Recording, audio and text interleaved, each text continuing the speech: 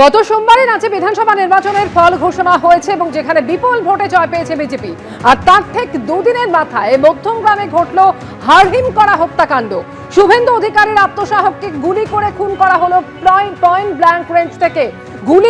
গাড়ি থামিয়ে গুলি করা হয় চন্দ্রনাথ রথকে এবং হাসপাতালে নিয়ে গেলে মৃত বলে ঘোষণা করা হয় তাকে। এই মুহূর্তে দুই প্রতিনিধি আমাদের সঙ্গে সরাসরি রয়েছেন, পার্থপ্রতিম ঘোষ এবং সমীরণ পাল আমাদের সঙ্গে রয়েছেন। অর্থাৎ সমীরণ, প্রাথমিকভাবে যে তথ্য উঠে আসছে, দুটি বাইক একটি গাড়িতে করে সম্ভবত তিনজন আততায়ী তারা এসেছিল। এখনো পর্যন্ত পুলিশ সূত্রে আর কি জানা যাচ্ছে, কিভাবে গোটা ঘটনাটা ঘটানো হয়?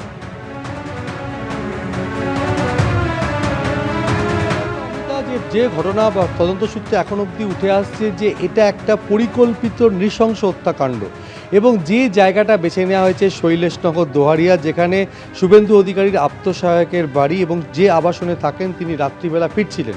আমি ক্যামেরাম্যান শুভঙ্কর লাহাকে দেখাতে বলবো যে রাস্তা হচ্ছে যশোর রোড থেকে এই শৈলেশনগর দোহারিয়া এখানে পৌঁছচ্ছে এবং একেবারে সোজাসুজি গেলেই চন্দ্রনাথের আবাসন এবং সেখানে তিনি রাত 10টা থেকে 10টা 15-র মধ্যেই ঘটনা ঘটেছে। শুভঙ্করকে আরও একবার ছবিটা দেখাতে বলবো। শৈলেশনগর দোহারিয়া একাধিক জায়গায় সিসিটিভি ক্যামেরা রয়েছে। এখানে আমরা দেখতে পাচ্ছি রাস্তার দুপ্রান্তে দুদিকে মুখ করে দুটো সিসিটিভি রয়েছে, অপরদিকে আরও একটি সিসিটিভি ক্যামেরা রয়েছে।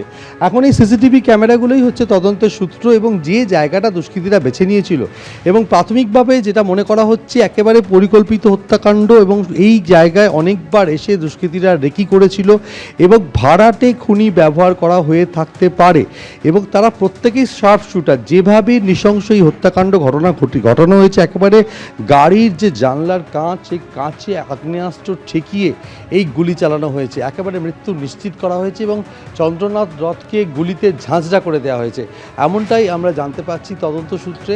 এবং যে জায়গায় ঘটনা ঘটছে অর্থাৎ শৈলেশনগর দোহারিয়া, যেখানে আমরা দাঁড়িয়ে আছি, অন্ধকার রাস্তা এবং সেখানে যেহেতু এখানে অভিজাত আবাসন রয়েছে, সেখানে রাত 9টার পর রাস্তা শুনশান হয়ে যায় এবং গাড়ির গতিও প্রচণ্ড গতিতে গাড়িগুলো প্রবেশ করে। যেহেতু গাড়িটি যদি অতি বেশি গতিবেগে পৌঁছতে থাকে তাহলে সেক্ষেত্রে আততায়ীরা তার নাগাল পাবে না।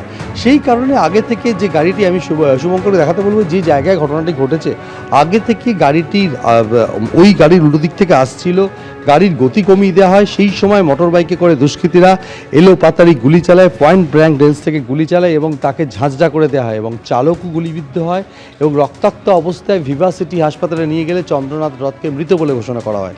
এখন কেন এই জায়গাটা বেছে নিয়েছিল দুষ্কৃতীরা? কেননা এই যে জায়গা যশোর রোড, একদিকে বাঁদিকে চলে গেলে ভিআইপি রোড অর্থাৎ বিধাননগর কমিশনারেট এবং বারাসাত পুলিশ জেলার একেবারে সংযোগস্থল বলা যেতে পারে। মধ্যমগ্রাম থানা, ওপারে এয়ারপোর্ট থানা, এবং ডান দিকে গেলে মধ্যমগ্রাম চৌমাথা এবং বাঁদিক ধরে সোদপুর বারাসাত রোড ধরে ব্যারাকপুরে অনাংশে পৌঁছে যাওয়া যায় এবং ডান দিকে বাদু রোড ধরে শাসন হয়ে বসিরহাটের দিকে চলে যায় এবং সোজাসুজি যশোর রোড ধরে বাংলাদেশ সীমান্তের দিকে চলে যেতে হয়। পুলিশের কাছে অস্ত্র হচ্ছে এখন এই মুহূর্তে একাধিক সিসিটিভি ফুটেজ খতিয়ে দেখা হচ্ছে যে দুষ্কৃতীরা কোন পথে পালালো। এখনও পর্যন্ত পুলিশ অন্ধকারে।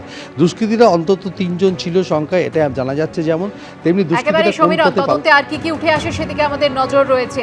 এবিপি আনন্দ, এগিয়ে থাকে, এগিয়ে রাখে।